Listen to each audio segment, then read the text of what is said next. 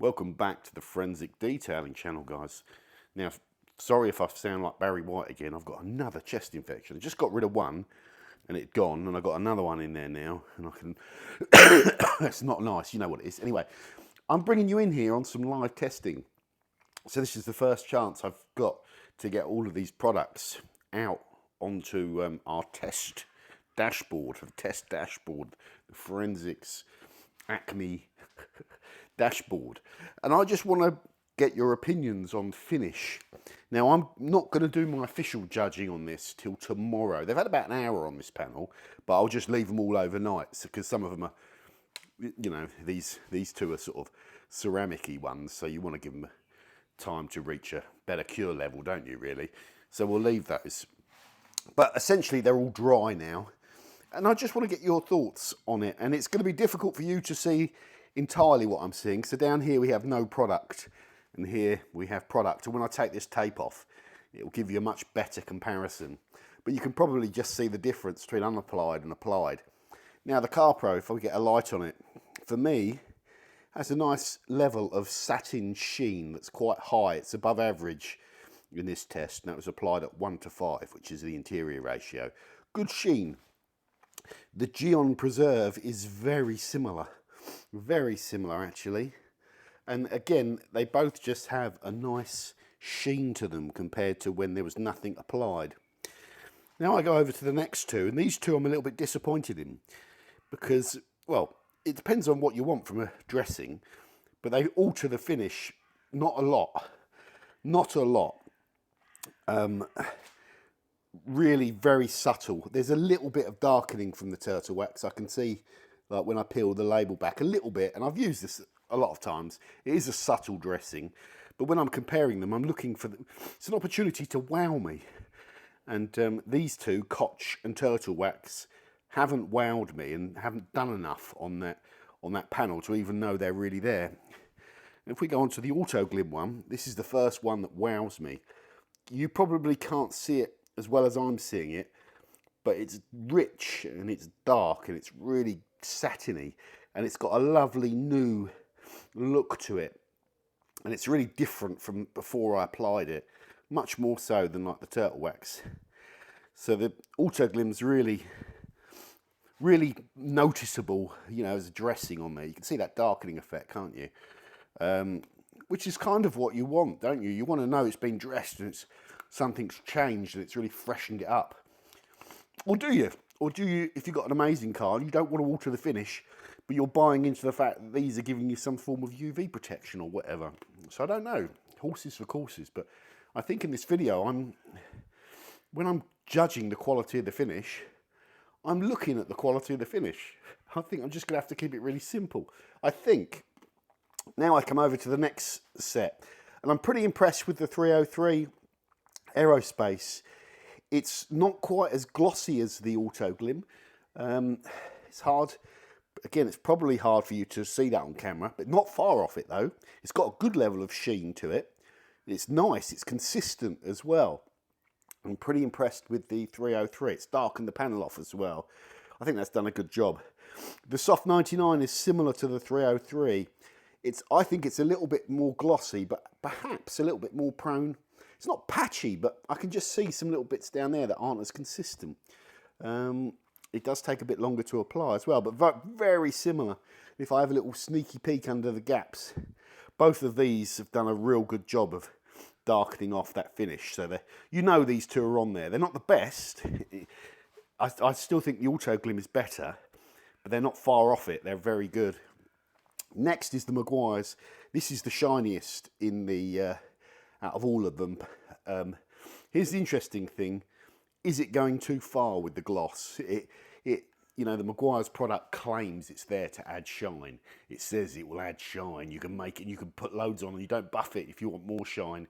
It's all about the twang. This one, the jizzle, the zing, the zang.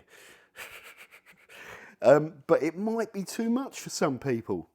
It might be. It probably looks lovely there on camera to you, doesn't it? And it is lovely. It's had a really good effect. I don't think that would bother me, actually. I think I'd be happy with that. But it might be too much. Might be too much shizzle. The Carbon Collective is good. It's very much like the Carpro, you can see the difference in gloss, but it's mid-range, a sort of mid-range satin. It's very similar to the Gyeon and the Carpro, which are also SiO2. So maybe it's that technology that's similar, you know. And then these two, these are the Angelwax Enigma Interno and the DIY. These are both like ceramics, but they may be truer ceramics. They're not ceramic coatings like that you put on your paintwork, which are very concentrated, but I think they might be using that technology, that they might be using tiny amounts of silane in a much bigger dispersion. They don't wet the panel out when you're spreading them. It feels like doesn't feel like a water-based system. You know, a water-based product wets well. Whatever the carrier for these is, it's a bit more like applying a coating. And the effect, there is, because you're seeing the shine, because I've got the torch over them here, but the difference really, they've done very little to the panel compared to, look down here where it's unapplied. So don't get me wrong, it doesn't look bad. This isn't bad condition, but it hasn't done anything. So it's a bit like the turtle wax and the Koch. You know, do you want a dressing which doesn't alter the finish? And I think, to be fair, I think those products might talk about that they don't alter the finish. So it's maybe not a negative,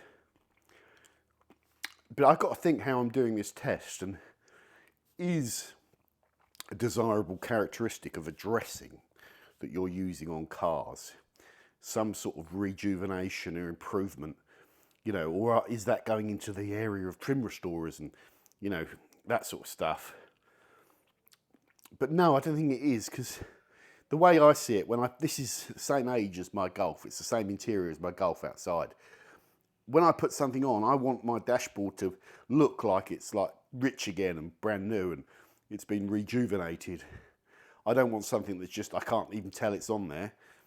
You know, I don't want to find out in 10 years' time if I've got a miracle product that's going to make my dashboard not melt, because that car will be in the scrapyard in 10 years' time. So I just want something that's going to give me a bit of pleasure and appreciation. So with all that being said, guys, with all that being said, this should be quite a powerful picture, but there's rubbish light, so you're not seeing it. But in terms of how they look, I think definitely Autoglym and Meguiars are probably front runners. Meguiars might just be too much though, which is interesting, isn't it? Because it's gonna come. Say if I put Autoglym first in terms of appearance, Meguiars second, purely because I think Meguiars is too much. Does it become too speculative then, a comparison? That's where I think you've got to watch these reviews and look at each different test and say, well, I disagree with that bit, so I'm going to just factor that out from my marks, you know, and I'm more interested in the technology. I don't care about price. So which one lasts the longest? Right, I'm going to look at that one. Right, that's what I want. Doesn't alter the finish, lasts the longest, latest tech. You know, so that's what part of the reason we discuss all this, so that you can also pick what's there for you. Yeah, I've already done a video on price, so I've already done the costing analysis, and these are all in price order. Excuse me, this damn cough. I just had it beat. It was gone.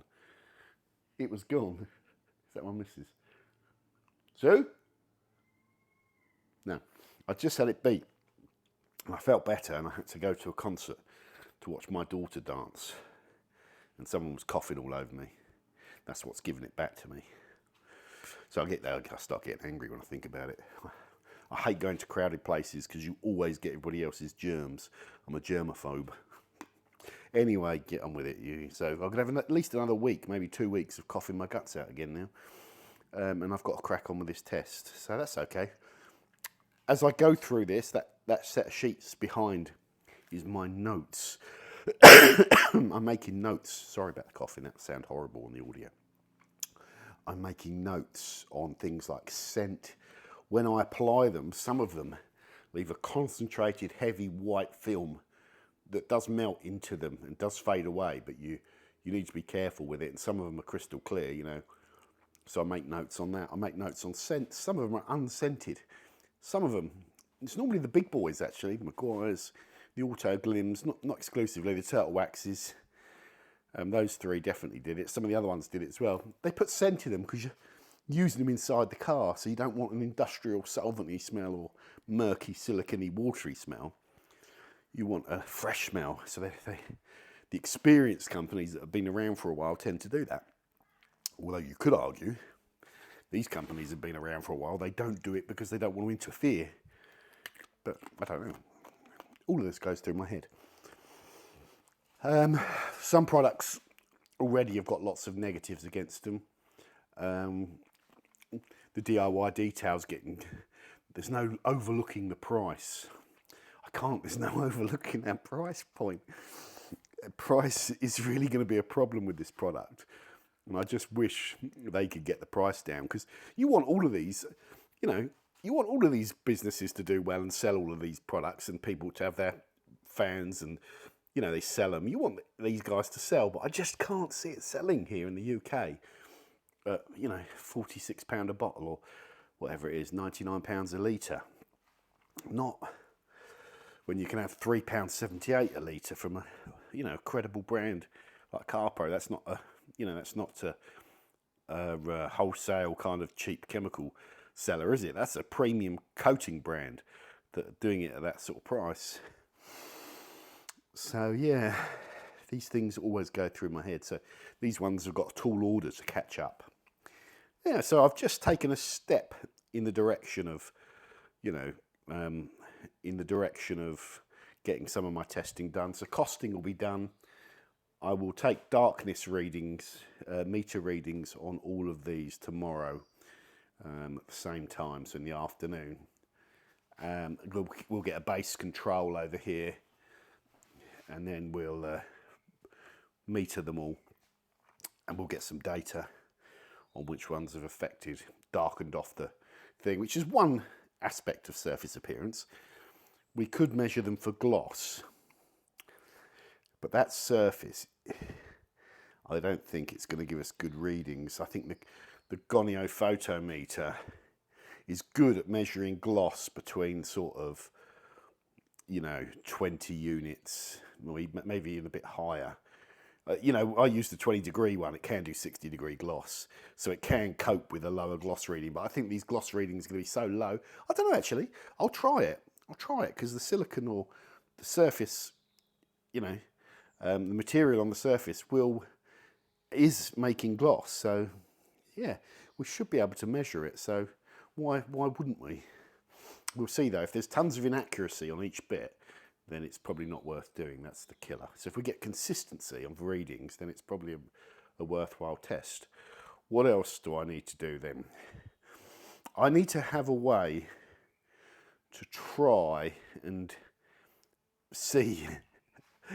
I think in layman's, if I just give you a little sneaky peek, because all this tape's going to come off. So in layman's, if you look there, you can see where the product is, and it's had a darkening effect, and it has improved the finish, but just not by much. It's darkened it a little bit, but a tiny bit. But without the light, you'll see that line better, won't you? So it's when I can't see the product difference. So having these gaps of no product is going to be useful. I think that's the only way I'm going to be able to measure if these products are still functioning to the point where I can't see them anymore. And the darkness meter may help me, because we know that's probably had one of the least impacts visually, but you can see it has got an impact. So if I can measure the difference,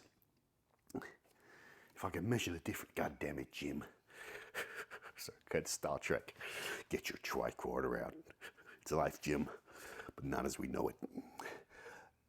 Even on this Koch Chemi one, which I think, there is, you're going to struggle to see it. But it's sort of trickled down behind the tape a little bit, but there's a bit of a line, or hardly any though. Look at the difference there. So you can really see it with the Gyeon. There is a bit of a difference though. But yeah, virtually nothing with that. So it's going to be very hard to measure deg on the ones that don't do anything.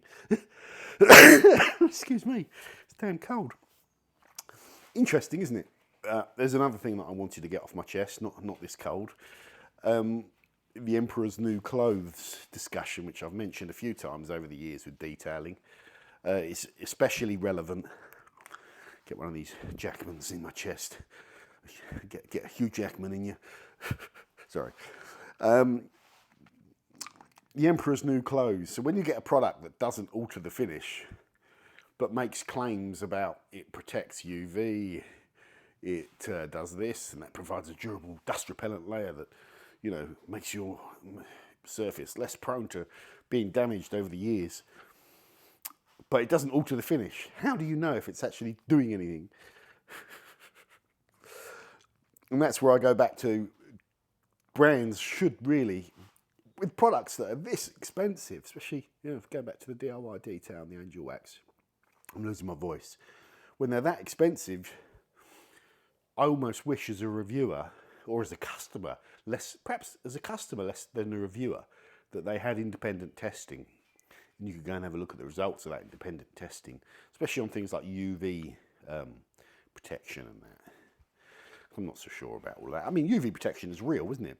These products contain like SPF 40 equivalent or whatever, some of them even say it. So it's not difficult. If you can put sun cream on your skin and it stops your skin burning, we know you can block UV in a cream. So you can definitely put it in these car products. The question is, does it make a difference? Because if this is a car in Spain, it's getting beaten down on with the heat all the time, it's just going to perish anyway, isn't it? You're walking around the streets of Madrid in summer and looking at their cars, half the cars, the clear coat's like falling off. Anywhere hot, every now and then in the UK you see a hammered car where the clear coat's all fallen off, but you walk around Spain, it's like every other car, it's just like shed its skin. So sun is a problem. So maybe the old cynical forensic detailing, talking about the Emperor's New Clothes, maybe these products here are a cheap thing that you could put on your dashboard that actually would make a hell of a difference, and you should all be doing it if you care about your cars. Don't know why, there seems in my head a little bit of lack of trust, but that independent testing on UV deg would really solve that trust issue for me. Maybe it's just too expensive to do, maybe. I think I've heard of it with a few brands. They've had independent testing done, but I don't think it's commonly done. So there you go, guys. So far, and also worth saying, no major problems encountered with any of these products. Could be a stinker. Every now and then it does happen. Very rare that a product might not be fit for purpose. I put them out. It's like, oh, it's not very good. So no stinkers. They all work, but they're brands that have been in operation for a fair old while, haven't they? There's some new kids on the block as well, but nothing that's a disaster by any means. So there we go, guys. Looking forward to getting this video done for you. I think it's going to take a couple more weeks, and we'll take it from there. So don't forget to subscribe to see the results. Tell me what you're looking for in a dressing as well. Jesus.